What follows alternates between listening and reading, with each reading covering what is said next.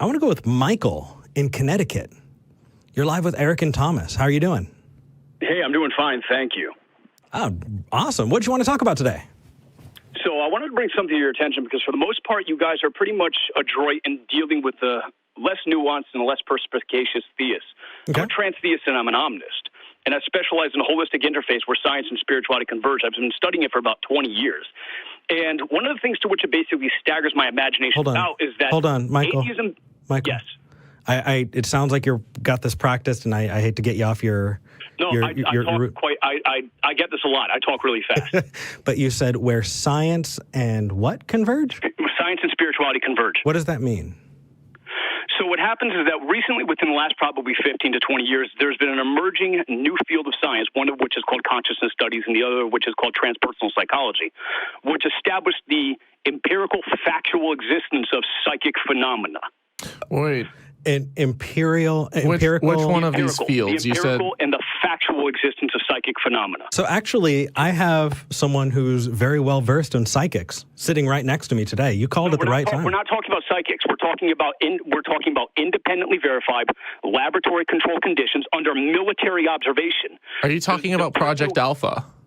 No, I'm not talking about Project Alpha. I'm What are you about talking research which was commandeered by David Morehouse, who himself was basically a member of the U.S. Army's Intelligence Security Command and Defense Intelligence with the agency's Directorate of Science and Technology. And they actually operate between 1987 and 1989 a series of experimental investments, which established that psychic phenomena was real, had military applications. Hey, Michael. Yes. Is this like the men who stare at goats? No, it's not. Okay. No, I want to stop you right here because during those days, I'm not sure if the project that you're describing is different, but I do happen to know personally a psychologist named Dr. Ray Hyman, who he worked with the Department of Defense, and he was called out to go and investigate psychic phenomenon to see if there was actually anything there that worked, to see if it had any military application, to see if they could put people in rooms and do sensory deprivation on them and see if they could actually tell what was going on in, a Soviet research facility or something. And he went out and he investigated it, and he found that there was not anything. There was no functionable intelligence, and the U.S. military discontinued the program and declassified it shortly after. See, what you're basically talking about is that when you're dealing with, that's a logical fallacy, first of all. You're introducing anecdotal evidence on the side of a study. Isn't that what you're just derailing the conversation by introducing somebody else's personal report? No. This is not anecdotal evidence. This is the result of their study, of their findings. This is a PhD. He is a psychologist, and before that he had actually worked as a magician and psychic. And he knew how people were fooled. What's the name of the study? Because otherwise, you're just basically providing material evidence that's unsubstantiated. Look up Project Alpha. Without evidence. He's giving you the name. Shut up for a second, Michael, and you'll hear it. Do a Google search on Project Alpha, and Project Alpha was the Alpha Kids. It was Project Stargate was the military one. And if you look up Project Stargate or Operation Stargate or it's something Stargate, and it was the CIA and the Department of Defense. I'm familiar with that. That's not the study that I'm actually making a reference to. No, that's the study that he's referencing. So what I'm doing is I'm correlating David Morehouse's with another study. Okay, so let's. Dr. Dean Radin published an entire Michael, text consisting of. This is a conversation. This is not where you talk at us. So I want to converse about this with you. So what? So let me just. What is this phenomena? No, hold on. What is this phenomena that is empirically proven that you can show us? Well, what is the phenomena that is empirically proven that I could show us? Yes. That's such a vague and ambiguous question. Because I'm leaving a whole bunch of room for you. Astral projection. Actually, is it mind reading? Is it ESP? How the research? This is not actually even the crux of my argument. This is just basically an aside that we're on. Okay, then what? Then quit wasting my time, Michael. No, Michael, quit wasting my time. Don't give me ancillary bullshit. I have a whole bunch of people on the line. Give me what you want to talk about. Okay, so what we're going to discuss today is that you wanted evidence. Or do you want evidence or do you want proof for the existence of God? Which one? Because they're different things. I mean, both? Yeah, either? Let's start with one of them. Okay, so proof is always a function of logic. For example, if I say all dogs are mammals, Rex is a dog, subsequently Rex is a mammal, all I have to do is set up a series of disjunctive syllogisms to prove the deductive argument is either true or false. Assuming that the premises are correct. Assuming that the premises are correct. And so to the degree to which we're capable of doing that, the argument is considered true. So in this particular instance, hold on, Michael. From this particular instance, we Michael, can actually formulate. Michael? Yes. So I agree with you, and you can give a deductive argument that so long as it internally makes sense, can be... Right, I'm about to do that. Well, hold on. As long as it internally makes sense, can be shown to, work, but also not be true, right? So one of them is hard solipsism, right? People say, what if we all live in the Matrix? You can't disprove that, and if you were to logically line that out, it would work, but we don't actually have evidence. It kind of makes sense in a vacuum. So as we're going through this, I want you to know what's going on in my mind. Hold on. That's not even a one-to-one correspondent with the argument that I'm attempting to provide. I understand that. What I'm saying is I want you to know what's going on in my mind as you're giving this. Because I want you to... Let me give you the background information. To be fair to Michael... Smart guys, I think you'll be able to follow it. Real quick, to be fair to Michael, he did ask if we want evidence or proof, and we asked for a proof. Right. So I want to hear you out. Proof, right. Okay, so... let's hear the premises. And I'm not arguing for the existence of God like Christ or Krishna or Vishnu.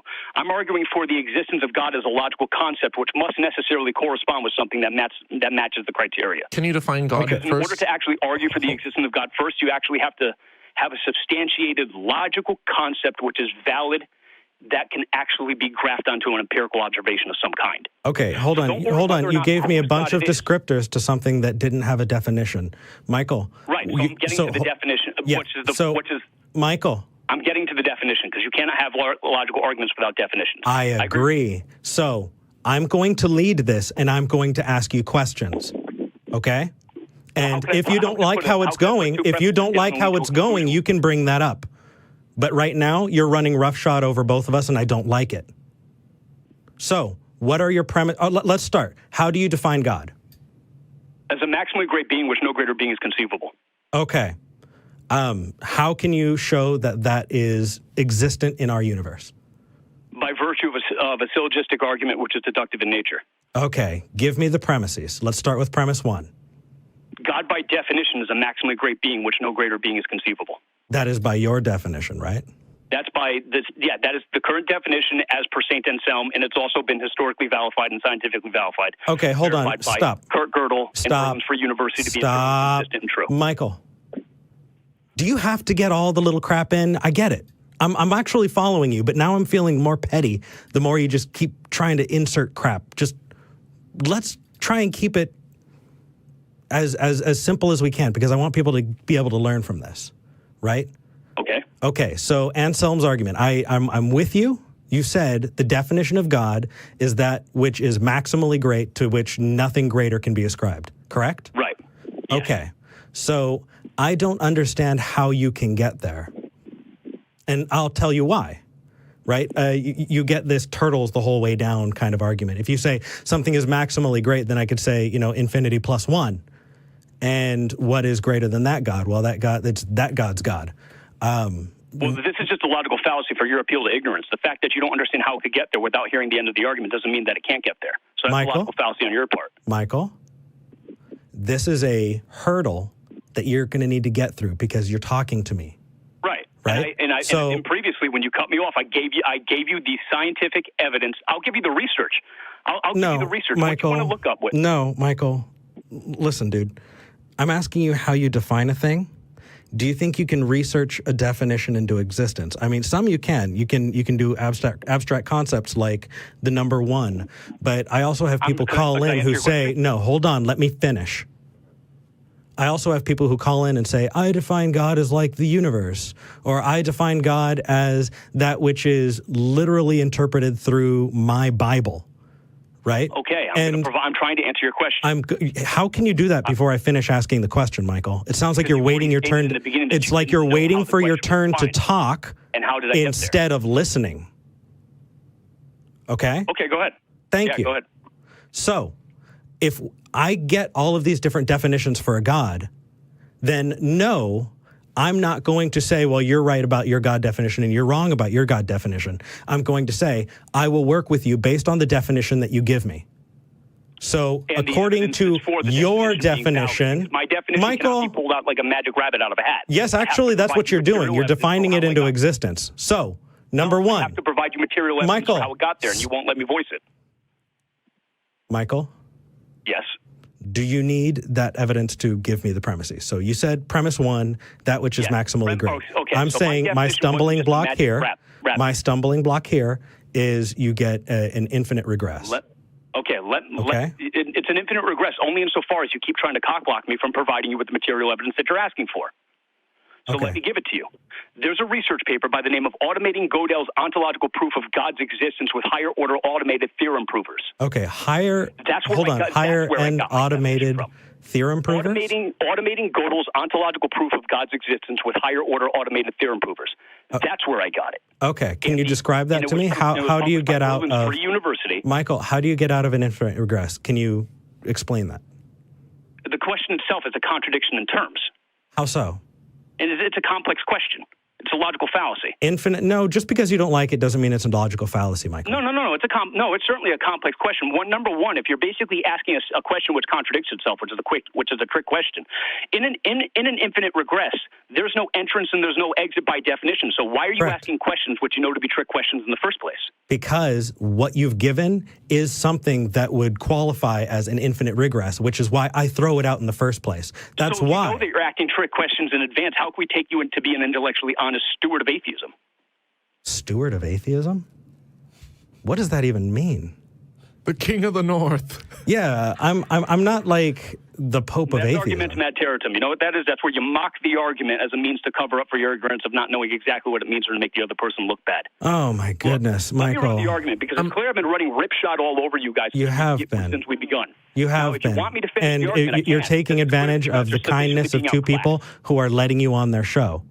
So you can either calm down or I'm going to hang up on you. Do you understand what that means? Yeah, look, say it. Can I make the argument? Say it. I want to hear the other two premises. No. Okay. No, I don't, because I want you to tell me, instead of pointing in different directions, instead of saying, well, you need to check this thing out. You said you understand it because of a study. I'm asking you to tell me what that study said so that I can understand it. Okay. How do you get out of infinite regress? Okay, here's the abstract. Quote, Kurt Gödel proposed an argumentation formalism to prove the existence of God.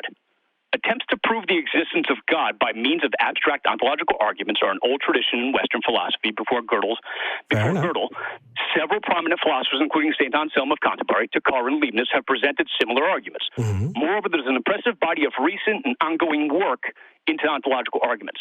So the abstract itself, that's the foremost of the introduction. Okay. Here's the abstract in a nutshell. Hold on, did you just fit in? Argument for the existence of God has been formalized and automated on a computer with higher order automated theorem provers. From Gödel's premise, the computer proved necessarily there exists God. On the other hand, the theory... Show me. I asked you to show me, to describe it, not to read the abstract. Here's the thing. You can take a logical argument and you could plug it into a computer and it could say, oh, yeah, look, if your premises are correct, then, sure, it's logically sound. That doesn't prove the existence of God. That simply proves that you have... in terms. That's exactly what a proof is. Sorry, like a logically, was it valid versus sound? Well, no. A sound argument is a proven argument. That's a contradiction in terms. Is it... Michael, do you understand why I'm trying to take this slow? Yeah, because you're getting run over. Okay. This is what getting run over looks like. Call in when you're not such an asshole.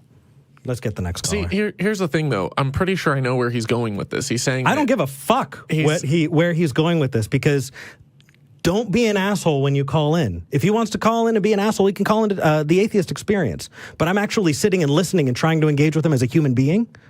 And instead of doing that, he's running on a script at 1,000,000 miles a minute, which is not helpful, not useful, not educational. And the reason why we do this is so that people who are watching can follow along with it.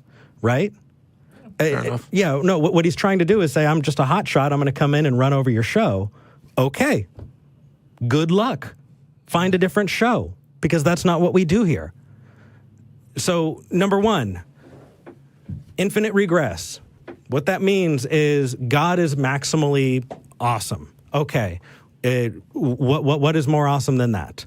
Well, God plus one, okay? Or who created God? And who created the God's creator? And, people say, turtles all the way down, or however you want to describe it. Infinite regress is creating an argument wherein the only way out is to give yourself a special exemption. And so we couldn't get through premise one.